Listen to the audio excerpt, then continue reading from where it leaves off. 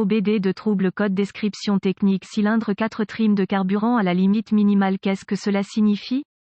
Il s'agit d'un code de diagnostic générique (DTC) du groupe motopropulseur et s'applique généralement à tous les véhicules OBD2 à essence. Cela peut inclure, mais sans s'y limiter, les véhicules de Mazda, Land Rover, Jaguar, Subaru, Ford, BMW, Dodge, etc. Bien que génériques, les étapes de réparation exactes peuvent varier selon l'année, la marque, le modèle et la configuration du groupe motopropulseur. Un code P02A7 stocké signifie que le module de commande du groupe motopropulseur (PCM) a détecté une condition extrêmement riche dans un cylindre de moteur spécifique. Dans ce cas, c'est le cylindre croisillon 4. Le PCM utilise le système de compensation de carburant pour augmenter ou diminuer le débit de carburant selon les besoins. Les signaux d'entrée provenant des capteurs d'oxygène fournissent au PCM les données nécessaires pour régler la compensation de carburant. Le PCM utilise des variations de modulation de largeur d'impulsion d'injecteur de carburant pour effectuer des changements de rapport air-carburant. La compensation de carburant à court terme est calculé en permanence par le PCM, il fluctue rapidement et est l'un des facteurs clés dans le calcul de la compensation de carburant à long terme. Chaque véhicule a des paramètres de pourcentage de compensation de carburant minimum et maximum programmés dans le PCM. Les paramètres pour la compensation de carburant à court terme sont beaucoup plus larges que les spécifications des paramètres pour la compensation de carburant à long terme. De petites variations dans la compensation de carburant, généralement mesurées en pourcentage positif ou négatif, sont normales et n'entraîneront pas le stockage d'un code P02A7.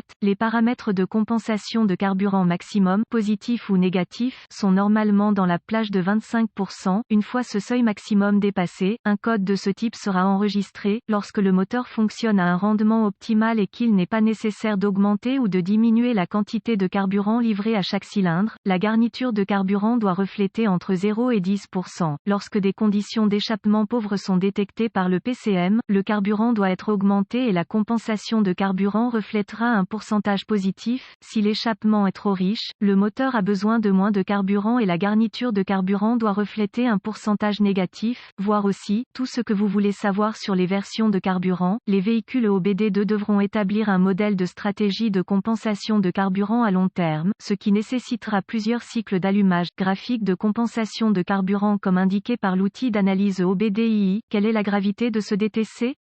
Le P02A7 doit être classé comme grave car une condition de carburant riche peut entraîner de nombreux problèmes de conduite et des dommages aux convertisseurs catalytiques. Quels sont certains des symptômes du code? Les symptômes d'un code de panne P02A7 peuvent inclure diminution des performances du moteur, réduction de la consommation de carburant, retard du démarrage du moteur, présence de codes d'échappement riches stockés. Les codes de raté d'allumage peuvent également être stockés. Quelles sont les causes courantes du code? Les causes de ce code de compensation de carburant P02A7 peuvent inclure injecteur de carburant défectueux, régulateur de pression de carburant défectueux, capteur d'oxygène défectueux, défaillance du capteur de débit d'air massique (MAF) ou de pression d'air du collecteur (MAP). Quelles sont les étapes de dépannage du P02A7?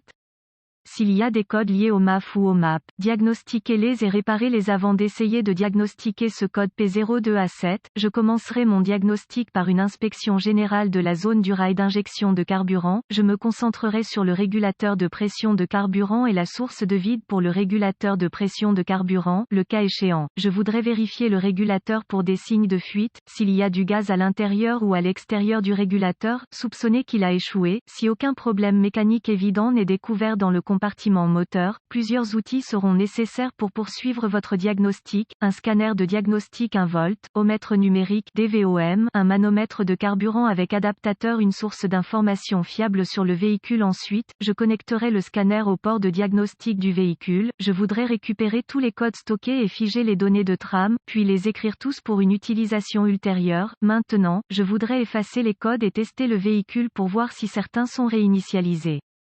Accéder au flux de données du scanner et observer le fonctionnement du capteur d'oxygène afin de voir si une condition d'échappement riche existe réellement. J'aime affiner le flux de données pour inclure uniquement les données pertinentes. Cela donne un temps de réponse des données plus rapide et une lecture plus précise. Si une condition d'échappement riche réelle est présente, étape 1: utiliser le manomètre pour tester la pression de carburant et la comparer avec les spécifications du fabricant. Si la pression de carburant est conforme aux spécifications, passez à l'étape 2. Si la pression de carburant est supérieure aux spécifications maximales, utilisez le DVOM pour tester les circuits du régulateur de pression de carburant, ainsi que le régulateur lui-même, s'il est électronique. Débranchez tous les contrôleurs associés du circuit avant d'utiliser le DVOM pour tester la résistance et, ou la continuité avec le DVOM. Le contrôleur peut être endommagé s'il n'est pas déconnecté. Réparer ou remplacer les circuits ou composants du système qui ne sont pas conformes aux spécifications du fabricant. Si le régulateur de pression de carburant est actionné à l'aide du vide du moteur, il doit être remplacé si la pression de carburant est excessive. Étape 2. Accéder au connecteur de l'injecteur pour l'injecteur en question et utiliser le DVOM ou une lampe NOID si disponible pour tester la tension de l'injecteur et une impulsion de masse, cette dernière provenant du PCM. Si aucune impulsion de masse n'est découverte au niveau du connecteur d'injecteur ou si la masse est constante avec le moteur en marche, passez à l'étape 3. Si la tension et une impulsion de masse sont présentes, reconnectez l'injecteur et utilisez un stéthoscope ou un autre appareil d'écoute et écoutez le moteur tournant. Un clic audible doit être répété à intervalles réguliers. Si le son n'est pas présent ou s'il est intermittent,